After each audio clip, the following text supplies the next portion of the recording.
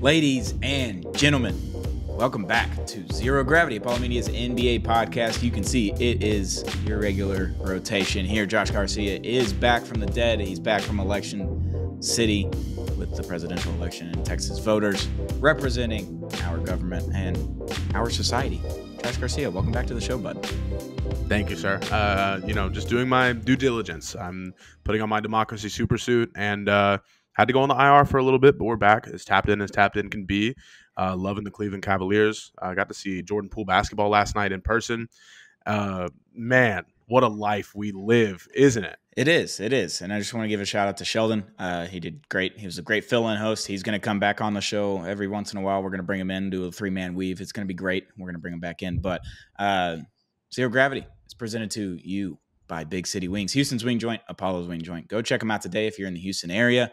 We love Big City Wings. They just opened their 14th location. So if you're in Houston, chances are, or anywhere in Houston or the Houston metro area, chances are there's a Big City Wings near you within a certain mile radius. I couldn't tell you. Houston's pretty big, but Big City Wings. Thank you for sponsoring Zero Gravity and the rest of Apollo Media. Josh, pre-show, we were talking about injuries. The injury bug is going around the NBA right now. I'm just going to start listing players and their injuries, and these are just the ones that kind of stood out to us while looking at this right before the show. KD, calf strain, same thing that kind of happened to him in 2019. Not good. Don't want to see that. Zion, hamstring injury, shocker, gone. Jose Alvarado, he's out. I don't know what this injury was, but it was announced yesterday or today. Can't remember. The Pelicans are dying. They're dead. They're not flying anymore. They're walking around aimlessly on Bourbon Street. Damian Lillard, concussion, and he was up till 2 a.m, 3 a.m, posting on Instagram funny memes. It's good. Chet Holmgren, hip fracture. It's rough. What are we, 75? Okay. Malik Monk, ankle sprain. Jeremy Sochan, broken thumb. Emmanuel Quickley, this is the one that was a fan favorite in pre-show. Partially torn UCL. And for those of you that only watch basketball, a UCL is a very important ligament in your elbow to throw the baseball. It's called Tommy John injury, Tommy John surgery. The Yankees pitcher back in the day, he had this surgery for the first time. They called it the Tommy John surgery. IQ, Emmanuel Quickley, literally tore his UCL. He's out of the rotation for the foreseeable future. I don't know. The pitching rotation, the bullpen, if you will. IQ, torn UCL. That was just the ones that stood out to us. There are countless other injuries across the NBA. It's insane. Yeah, there's too much going on here. And you even said it yourself. It's like human evolution is just becoming too strong for basketball. People are making such quick and lateral movements. You don't even know how, they can't even keep up with it. So it sucks seeing most of these are being non-contact injuries, of course. And you just know all these guys are incredible and you know their talent and their potential needs to be fulfilled, but just sucks that the injury bug is going around like this. I think I hate to make light of a certain situation, but you even said it yourself, Chet Holmgren being 70 years old in a 22, 23-year-old's body. And it's funny. It's Abe Lincoln tearing his hip or breaking his hip. This is almost as bad as him getting shot. This is insanity. So I don't know what's going around in the NBA. Surely we'll look back on this in January, February and be like, maybe things are better. Maybe they won't be. God willing, they will be. But early season blues. Some teams are going out strong. Some teams are starting off really bad. I wish I could have dogged on the Milwaukee Bucks with you and Sheldon. I wish I could have dogged on Joel Embiid with you and Sheldon. But here we are. All we can do is look forward, can't we? Yeah. Injury bug. As you know, big football guy. That's okay. That happens. Football is a violent sport. People get injured all the time. Basketball is more of a finesse sport, you'd say. So seeing this amount of injuries, just like I've seen in the NFL this year, the NFL has been really bad this year too, injury-wise. The NBA, I don't know if I've ever seen it so injured in our lives. I think the last couple of years, it just keeps getting bigger and bigger and bigger. And obviously with the no back-to-backs and the load management and all that kind of stuff, people take games off and here and there. But these are all serious injuries. They're all out weeks. KD's not getting checked on for another 2 weeks. And then they'll have an update. Zion, 6 to 8 weeks. Jose Alvarado, I think same thing. Chet has a hip fracture. Well, how are you going to play basketball? How does that make sense? I don't even know how you fix that. How do you come How do back you from fix this? a hip fracture? You can't just put a cast like on your like that doesn't it just doesn't keep it together like it would on an arm. I don't know how you do that.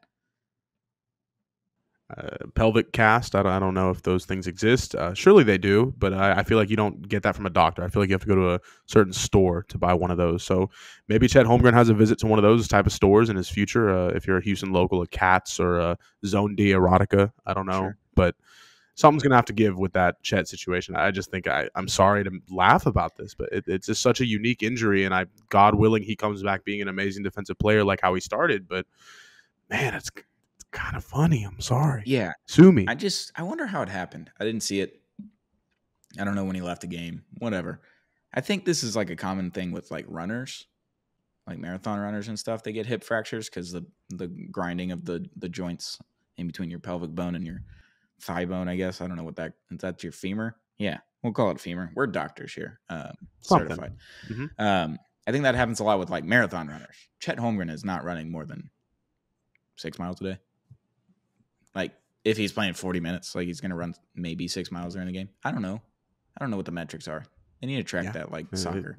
It is what it is. I mean, you're seeing these guys all go down with non-contact injuries, and I'm just beside myself at this point. It's kind of like I feel like this started when KD got hurt in that finals where you just see his Achilles pop back, and you even see Black Devil Magic, Black Magic, whatever you want to call it, with Mahomes damn near tearing his Achilles, and he just pops right back up and comes back in. So it's two sides of the same coin. You have guys who are just blessed by God, blessed by demons, blessed by something, who are getting the benefit of this, and you have players who actually you want to see win, young players too, who are just getting the bad end of it. I mean, I hate to say James Wiseman being in that category, but like he didn't even really get a chance. He got hurt immediately, and he's out for another year. So you're seeing players' careers get delayed. You're seeing livelihoods change, and you're seeing teams, entire franchises change. I mean, look at the Pelicans. I mean, you have, I think it was McCollum, Murray, Zion, Alvarado, Herb Jones, a bunch of different guys getting hurt. And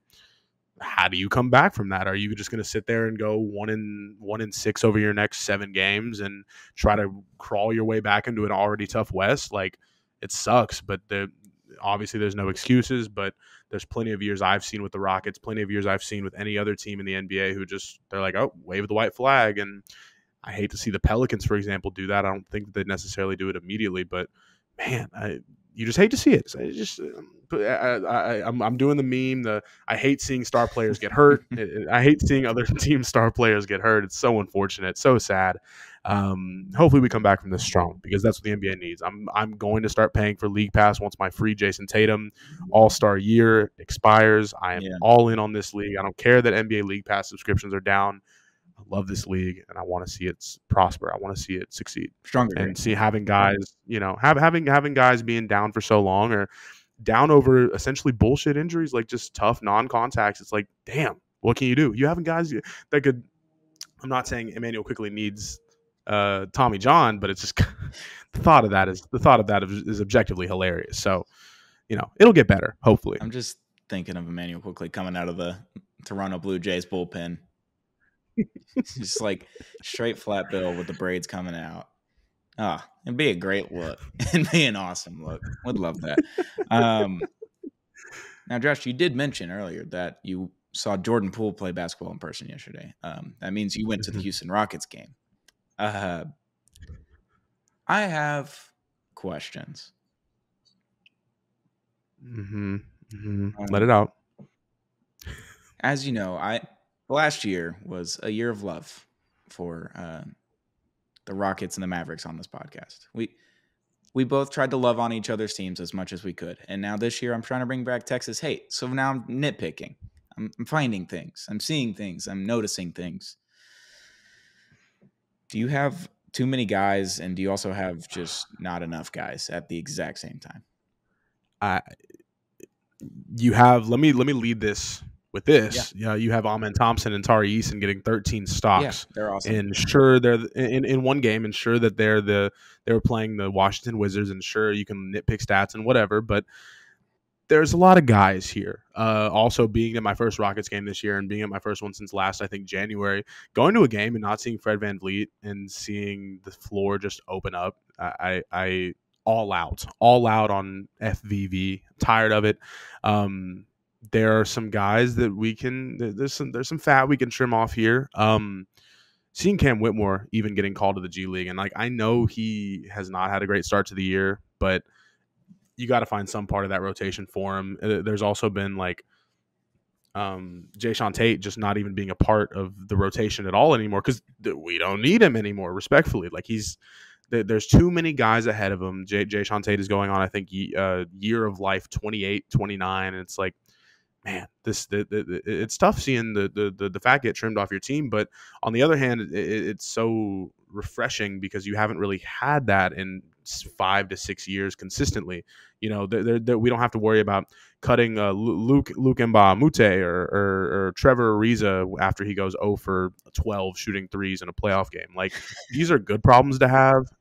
And these are good problems to have, but also on the other hand, like we'll get to in a minute, you have younger guys who you think are going to finally make that leap. I'm not going to name the guy that you think I'm going to name. But there's young guys on our team that really have some working to do, and it's not Jalen Green. Okay. Oh, you weren't talking about Alperen Şengün? Okay. You got it. Last season, Alperen Şengün was really cool. He was a lot of fun. The Rockets were fine. They were okay with him in the lineup. And then all of a sudden, he gets hurt, and Jalen Green is like, hey, I have the basketball. I can just do things now. I don't have to wait on to do post moves and try to emulate Dirk in the post and all these things. All of a sudden, you start winning games. Jalen Green's scoring 40 points. It's a weird conundrum that you're having that last season. I don't think Şengün is as good as everyone thought last season. I think he's a very fine player. I think he's very good. But there's a lot of Rockets fans. I know you and one of the Summit boys aren't on this this path, but he's not the franchise cornerstone anymore. He was last season for 3 quarters or so. It's Jalen Green now. It's Jalen Green's team. It has to be. Brother, you are coming to me at such a terrible time because if we had this conversation 2 days ago, I would be more willing to give you some give. You know what I mean? But I saw a Alperen Şengün legacy game last night. He damn near got 20. I don't give a I do. Fuck. I don't. He got damn near 26 and 20 against Jonas Valanciunas and sure Alex Sarr, but Alex Sarr 7'1". I don't care. I don't care. Porzingis is like 7'7", and he can't get a rebound to save his life. You know, some people are built for different things. Okay, and I really you really threw a curveball at me here because I thought you were about to talk about somebody else, which we might even get to as well. This could be a full on expose with my Houston Rockets, but we are a couple games above 500 in this very young season, and you can see the issues with this team. And I don't think they start with Alperen Şengün. I don't think they'll end with Alperen. Alperen Şengün will be fine. I mean, we still have to remember these guys are 21, 22, 23 years old. Like, we have so much room to grow. And at the end of the day, there's so many. There's just guys. I saw Reed Shepherd taking like 3 to 4 pull-up mid-rangers, and I thought that God entered the Toyota Center. Can we give him more minutes, too? Like, he's someone that just needs more minutes. Period. It doesn't matter who's on the absolutely. Yes. When you look at and I will tell you as an avid as I try to be Rockets viewer, Reed Shepherd has not looked good in a lot of stints. So you see he'll shoot 1 for 3 in 8 minutes of very restricted play. But then you see him come into the game last night, and I think he ended up finishing with maybe 8 or 10. But those makes that he was making, oh my God, he like so pure when he has that confidence. And I think once he really gets that confidence instilled in him, you're just going to see lights fucking out. And that's going to be one of the mainstays. And we might look back in this conversation 2 or 3 years from now like, oh, that's your franchise guy. Fuck Jalen Green. Fuck Alperen Şengün. Not literally. I'm sorry, Turkey. Don't find my address. You're going to find some guys. you're gonna find some guys, and that's the great thing about having so much, not so much draft capital, but you suck for a long time, and you get blessed with some good trade opportunities, and you maybe do some stupid ones on the back end. I'm looking at the Nets to Suns trade here. Yep. Yeah, every day that's looking worse and worse. So bad. Wow, not great. Shout out the Nets Especially in for this coming draft back too. against the. Especially in Oh this draft.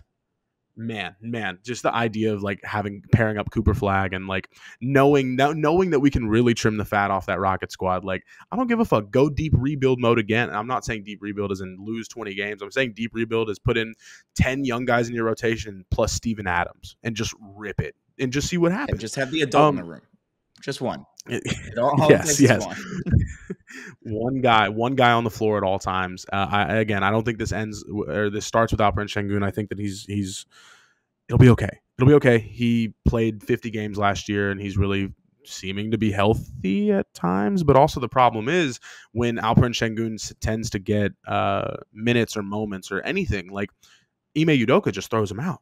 It's not an Alperen Şengün problem as much as it is an Ime Udoka problem. But also, on the other hand, Ime Udoka is not a bad coach.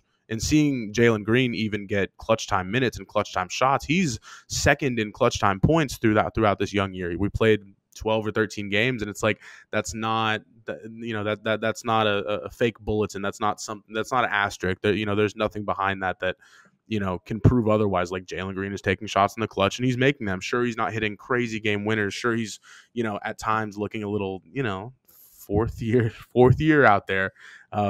And I think this is going to be a bit. We're going to be doing this until we're 30, 35, and we'll be like, hey, year 13, Jalen Green, it's going to happen. But overall, he's looked really nice this year, and I'm a fan of the guy. I don't care how much pain he's caused me. I don't care how much confusion. At times, he's looked like Jordan Poole. Not the point.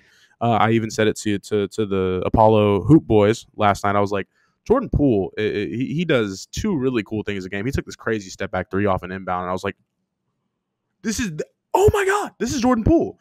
But also, on the other hand, he can do 5 things that make him look a little insane. And Jalen Green was kind of on that same path. But you're starting to see it get polished more. And he's driving like a madman. He's downhill speed. Like, Jalen Green, you are great. And take the keys if Fred VanVleet gets off this team. Take the keys if Dillon Brooks gets off this team. And obviously, they never did have the keys, either of those two. But cut the fluff. Cut the fat. Keep it pushing. That's all we can do. Tari Eason is the best Houston Rocket currently. Yes. Perfect transition. I've only watched one full Rockets game. I've tuned in for quarters here and there, and I've watched the highlights. I've been looking at the stats. I've been doing all the things. The Rockets aren't my team. I'm not going to watch them every night. Just won't do it. I refuse. I hate them. So, but the Tari Eason game against the Mavericks, I was like, this guy's fucking awesome. I love this. He rocks. It was like PJ during the OKC series, but like more athletic, a little bit faster. He was just making shots, playing incredible defense. He's being a pest. He's just being annoying as shit the whole time. And then he's making all these tough threes. He's driving to the basket. He's being a menace on the offensive boards. He's just an athletic freak. I love him. I hate him, but I love him. And he's an LSU boy. No notes. No notes. But he's good. I love it. Like him. I love it, dude. Tari Eason is very fun to watch. And like I said, seeing him last night, 13 stocks between him and Amen Thompson. That like, you see just a pesky motherfucker. He gets in everybody's face, and he plays the game the right way. Damn it. I haven't said that in like a month. I had to bring it out. But man, he's so fun to watch. Shout out Mama Eason. Amazing follow on Twitter. I don't care what type of basketball fan you are. You got to follow Mama Eason. She's in the arena every day. I think I saw her on the Jumbotron last night. I was like, I know you. Oh my God.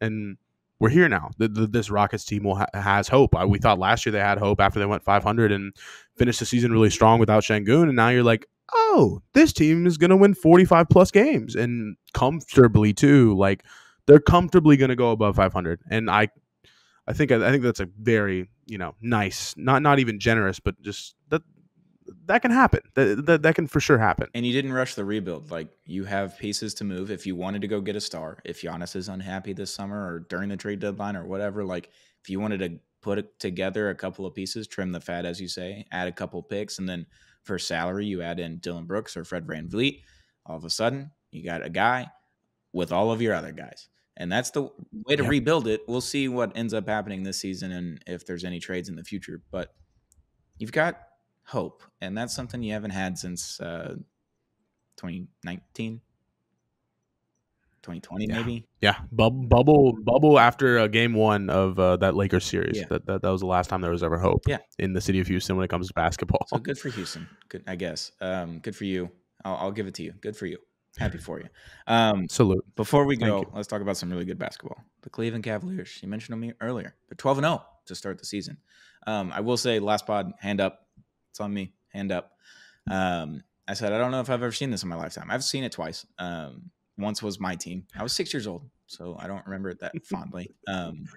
Brain was still developing. Memories were still being figuring out how to keep those in the memory bank. But figured that out. And then the other time was the Warriors when they started off 24-0.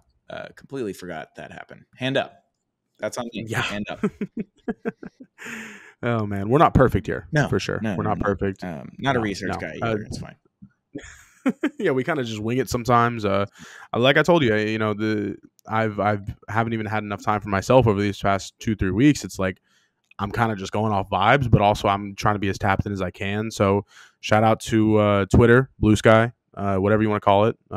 Two totally different apps. Not the point. What is Blue Sky? I keep seeing people post about it, and I'm just very confused as to what's going on because it looks exactly like Twitter, except for it says .blue.sky social or something like that, and I'm just very confused by that.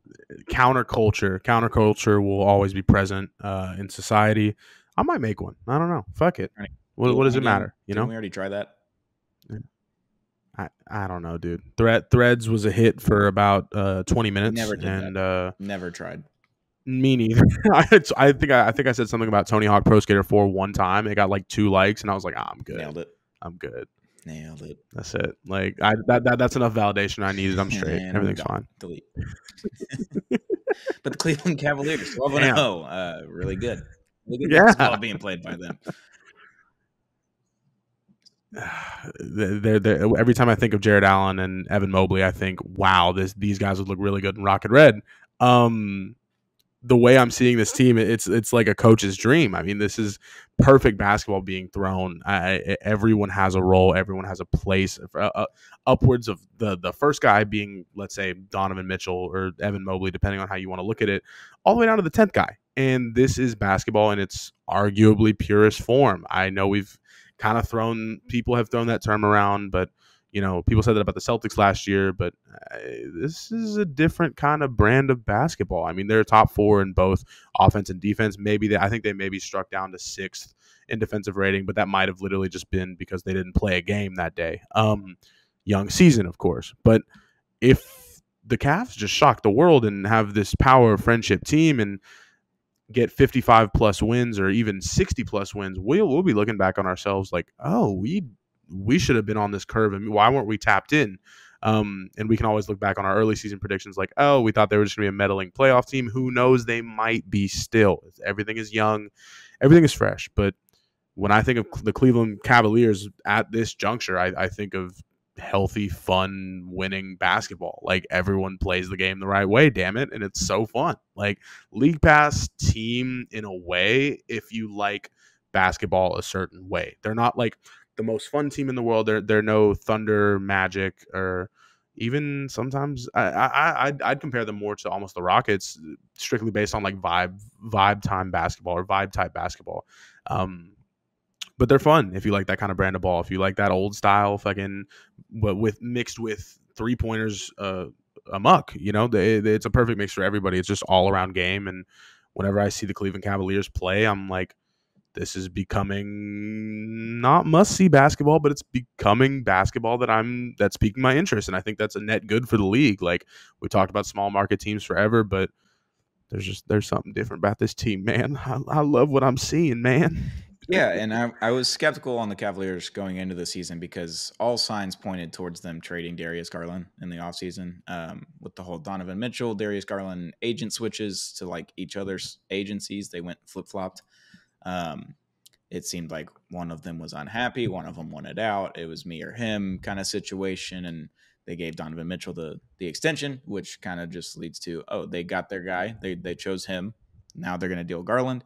They didn't do it. They came into the season with no intentions of doing it, and now it's working. Kenny Atkinson, good for you, pal. great head coach, always has success wherever he goes, to a certain extent, but has been given to the keys to a really good team and a really deep team, if that, and a terrible conference, which I think is part of the reason that we're at 12-0 is because they play in the East, and they've played some decent teams. I know, I get it, but not like a majority of their schedule has been middling to terrible Eastern Conference teams or hurt.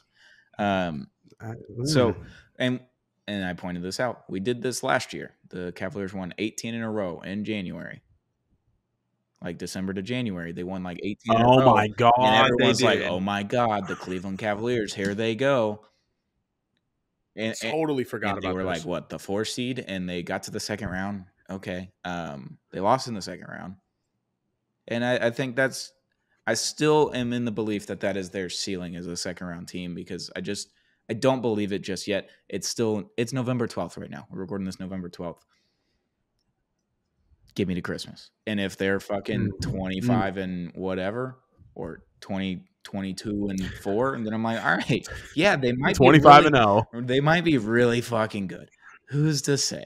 But till I get to Christmas, I can't put the jury out on them yet. I'm still sticking with my guns. Because I saw it last year with the exact same team, different head coach. Get it? It's different, feels different, but I just want to get to Christmas. Just let me get to Christmas, and then I'll let you know what my decision is. Absolutely. I feel like there's so many, and I kind of just had an epiphany almost. I feel like a lot of our conversations we have you actually have like set out opinions and like real like pieces of information that you're throwing out. I'm more of an admirer. I'm just like, oh, this team's sick, man. Like it's the meme where it's the guy on the train and he's looking out in the mountains and everything, and you're smiling. I'm the guy looking at the wall, just depressed. That's all I see. Weird is numbers and facts, and you're like, the vibes are great over here, man. This is awesome. No, that's all it is, dude. And it's like, and it's crazy because like I watch ball, but I'm just like so beside myself when I see these teams, and I'm like, what I'm witnessing, this is like peak. I'm like, oh, the Cleveland Cavaliers are awesome. This is great. Like, there's no other thoughts that need to go into. I'm not going to sit here and bore people with numbers. I'm not going to sit here and just be a fucking mathematician. I'm going to be a vibe guy, and I'm going to watch the shit out of the Cleveland Cavaliers, and I'm going to tell you how I feel about them. And how I feel about them is they're a sick fucking team, dude. They're sick. And that's my epiphany. I said the same thing about the Rockets. I'm like, I probably said 3 or 4 names when I could have said 10, but I'm like, dude, these Rockets are sick. I can't wait. Like, this is awesome. And maybe that's just a something to my character, something to the vibe I bring to the table. I don't know. I love being happy and excited about things because that's all we can live for. I think expectations have crushed me as a viewer of sports. My Miami Dolphins had all the expectations in the world. We're fucking 3-6. My Dallas Mavericks just went to the finals. So now anything less than a finals appearance is a failure. So every game seems like death. It's awful. Every loss hurts worse than 1,000 daggers to my heart. The Houston Astros won 2 World Series, went to 4. They won 4 pennants or whatever, and they went to 8 straight. Like, every loss hurts significantly more when you have these expectations, and you haven't had expectations for several years now. So you're just like vibing. Like, you're my version of the 2022 Mavs. Like, I was like, this is sick, dude. What are we doing? This is awesome. How did this happen? That was the best. And ever since then, it's been just dark and gloomy days until we made the finals. And I was like, this is awesome. And then we got crushed. And now I'm looking at that wall of rock, just shadowed, and I'm deep in the depths of hell. So all I see is sadness. Jesus. But my Mississippi State Bulldogs basketball team is pretty fucking sick. So, and there's my vibe. There's my vibe team, because I have expectations with this team, but we're not Duke. We're not North Carolina. We're not Kansas. We're not Florida. We're not Kentucky. We're not all these teams that have won championships in recent years over the last 2 decades. We've never won one. We've been to the Final Four once, 1996. No, it feels like 96, baby. It's just give me the Final Four. And I don't care what happens. Heroes forever. Don't even have to win Stoney. it. Vibe team. Wow. They're my Houston Rockets for you. They're my vibe team. It's like, man, this is the best. They're playing right now. I hope we're winning. There is no one like you, brother. I'm a unique brain, brother. I am so happy that I am able to share this virtual table with you. I wouldn't want it any other way, because wow, we have very similar experiences in regards to expectations for our teams. We've had plenty of years. I've had plenty of years where Texans have made the playoffs, but we have never made it to an AFC title game. And every year, the Chiefs, the Ravens, or whoever decides to just tear my heart out. Well, every 3 out of 10 years or whatever, however you want to do it. Same thing with the Astros when you have all those expectations. And I was talking to my good friend about this the other day. I was or right after the wild card series, I was like, "Is this the biggest failed dynasty ever?" And then I was like, "Wait, no, stop. What am I talking about here? Like, everything is so knee jerk and angry, and I'm just like, fuck, we didn't make it, fuck." But with these Rockets, there's no expectations, and now of course we're leading into that first year where there is something a glimmer of hope, something where you can look back on this squad and be like, they got to get 40, 45 wins, right? And then who knows? We might be looking in April and May like, oh, they're creeping up on 50. This might be insane. And oh my God, they're in a game 6, up 3-2 or down 3-2. You're like, oh, this team can do something. And that's the best thing about sports is even in losses. And maybe I'm the happy guy looking out the window of the bus and all giddy and everything, but sports are fucking beautiful. Life is beautiful. I don't care how sad or depressed I am. Life is beautiful. And there's always, especially sports in this moment, that just gets me out and gets me just riled up. Every time I hop on League Pass, every time I watch a Rockets game, every time I bust my fucking ass on a day. I don't mean to even, I'm getting personal now. Every time I bust my fucking ass on a day-to-day basis, I come home and I have something to look forward to. And that is what life is about. And damn it, this is why we do this. This is why we hoop. This is, what was the old NBA commercials? I forgot. You know what I mean. This is why we something. Anyway. Yeah. There you go. There you go. That's my soapbox. I don't remember what it is, but yeah, life is cool. Sports are cool. The NBA is pretty cool, minus the injury bug right now. Let's figure that out. Hopefully, everyone just stays healthy and no turn injuries off. Just turn it off. It's fine. We could do that. Maybe. I don't know. I would imagine if injuries didn't exist. How fucking cool would it be? Man, you get to see 25 years of Victor Wembanyama, 30 years of LeBron James. Well, LeBron hasn't never really gotten hurt that much, but if we come back this week, we need to talk about Wembanyama. Yes, we need to have a real conversation about Victor Wembanyama. I've seen him 3 times this year. Yes, please. And then we'll have a conversation about Jabari Smith Jr. to add to it. But I left him out this episode. I left him out. I did it. Hand up. I left him out. You got him, brother. Oh, Rockets fans, you're gonna hate me by the end of the season. It's gonna be great. Brother, if you don't already, just because I'm a Mavericks fan. But Josh, what a delight this was having you back. I'm just glad you're back on the mic. Thank you. I wouldn't want to do it any other way. What a time. Zero Gravity, Apollo Media's NBA podcast, is brought to you by Big City Wings, Houston's wing joint, Apollo's wing joint. Go check them out today. If you're in the Houston area, they got great people, great wings, and great beer over at Big City Wings. We love them. Thank you for sponsoring this episode. Thank you for watching this episode or listening to it on any platform that you can listen to podcasts on. It just goes everywhere. It just goes to all of them. I don't know how it does it, but I hit a button and it goes poof into the internet everywhere. But yeah, thanks for listening. Thanks for watching. Thanks for tuning in. Hit that subscribe button if you haven't already, or the follow button on any podcast platform. We'll be back very, very soon to talk about Victor Wembanyama and Jabari Smith Jr. It's going to be great. This has been Apollo Media's NBA podcast, Zero Gravity.